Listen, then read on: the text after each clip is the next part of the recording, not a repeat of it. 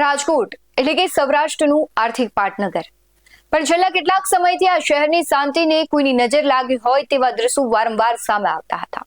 ખાસ કરીને શહેરનો એક એવો વિસ્તાર એટલે કે બી ડિવિઝન વિસ્તાર, જ્યાં સૂરજ આથમતા જ એક ગેંગનો આતંક શરૂ થતો, અને ગેંગ હતી ઇબલા ગેંગ. છેડતી, લૂંટ, વ્યાજખોરી અને લોહીના ખેલ ખેલતી આ ગેંગ સામે બોલવાની કોઈની હિંમત નહોતી. કેમ? કારણ કે આ ગુંડાઓના માથે કેટલાક સફેદપોશ રાજકીય આકાઓના હાથ હતા. પણ કહેવાય છે ને કે જ્યારે પાપનો ગળો ભરાય ત્યારે કુદરત કોઈને મોકલે છે.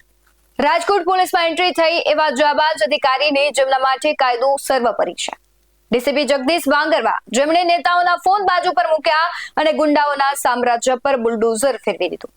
આજે વાત કરીશું રાજકોટ ક્રાઇમ ડીસીપી જગદીશ બાંગરવાની અને તેણે કરેલ કાર્યવાહી. નમસ્કાર, ગુજરાત BS9 TV ન્યૂઝમાં આપની સાથે હું છું ભગવતી વિશાવડિયા. ઇબલા ગેંગ આ માત્ર નામ નથી, પણ આ વિસ્તાર માટે એક અભિશાપ હતો. 27 નહીં, 50 નહીં, પણ કુલ 89 જેટલા ગંભીર ગુનાઓના આ ગેંગના નામે નોંધાયેલા છે, જેમાં હત્યાની કોશિશ, લૂંટ અને નિર્દોષ દીકરીઓની છેડતી જેવા જનધ્ય અપરાધો સામેલ હતા.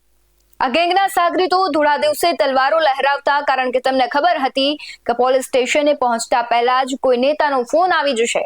વર્ષોથી આ રાજકીય પ્રોટેક્શનને કારણે આ ગેંગો મોટી થઈ હતી, કારણ કે આવા ગુંડાઓને જો કોઈ રાજકીય પ્રોટેક્શન ન મળતું હોય તો તેને ખાખીનો ખોફ હોય, પરંતુ ખાખીનો ખોફ એટલે નહોતો કારણ કે તેમને રાજકીય આકાઓ છે તે ક્યાંક બચાવી લેતા.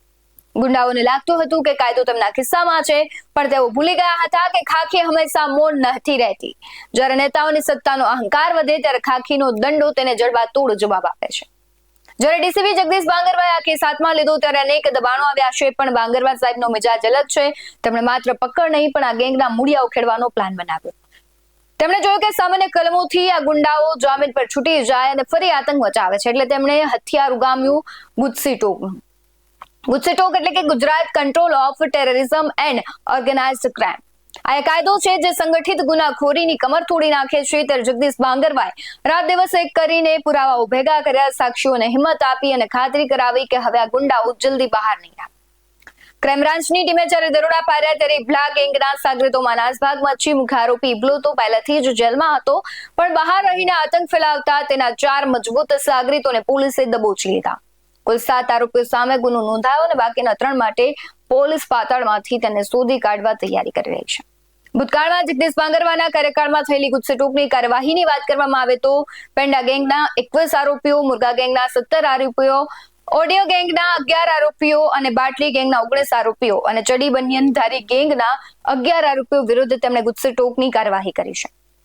ડીસીપી જગદીશ બાંગરવાની આ કાર્યવાહી માત્ર રાજકોટ નહીં પણ આખા ગુજરાતમાં મેસેજ આપ્યો છે કે જો અધિકારી ધારે તો ગુંડાઓ ગમે તેવા શક્તિશાળી હોય, કાયદાથી ઉપર નથી. આજે બી ડિવિઝન વિસ્તારની જનતા હાશકારો અનુભવી રહી છે, કારણ કે આ ગેંગનો આતંક જ એટલો મોટો હતો. આ કાર્યવાહી એવા તમામ નેતાઓ માટે લપડાક છે જે ગુનેગારોને પાડે અને પોષે છે, કારણ કે ગુનેગારો ત્યારે જ આટલા બધા મોટા થઈ શક્યા હોય કે પોલીસ અને ક્યાંક ને ક્યાંક આ નેતાઓ છે પોલીસને દબાવતા હોય છે ફોન કરીને, અને કહેવાય છે કે રાજકીય તેને પીઠબળ મળતું હોય છે ગેંગોને, એટલા માટે જ તે આવી બધા આતંક મચાવતા હોય છે, જાહેરમાં હત્યાઓ કરતા હોય છે, ન કરવાના કાર્યો કરતા હોય છે. ત્યારે જગદીશ બાંગરવા જેવા અધિકારીઓ લોકશાહીનો સાચો વિશ્વાસ છે. તેમણે સાબિત કર્યું છે કે ખાખીનો રંગ જ્યારે ઘાટો થાય ત્યારે ગુનેગારોનો રંગ ફીકો પડી જાય. રાજકોટ પોલીસને આ ઝુંબેશ હજુ તો શરૂ થઈ છે. આગામી દિવસોમાં હજુ પણ અનેક ગેંગોનો વારો આવવાનો છે તેવું જગદીશ બાંગરવા કહી રહ્યા છે. સાથે જ કહેવાય છે કે આ એક એવા અધિકારી છે કે જેમણે આટલી બધી ગેંગો પર ગુજસી ટોક જેવી કાર્યવાહી કરી છે.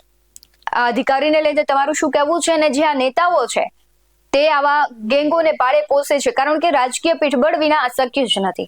એવા નેતાઓને લઈને તમારું શું માનવું છે? કમેન્ટમાં જરૂરથી જણાવજો. બાકી આવા જ વધુ અહેવાલો સાથે ફરી મળતા રહીશું. તમે અમારી યુટ્યુબ ચેનલને સબસ્ક્રાઇબ કરવાનું, અમને ફેસબુક અને ઇન્સ્ટાગ્રામ પર ફોલો કરવાનું ભૂલશો નહીં. બાકી અમને નવી અપડેટ્સ મેળવવા માટે આપ જોતા રહો BS9 ન્યૂઝ. નમસ્કાર.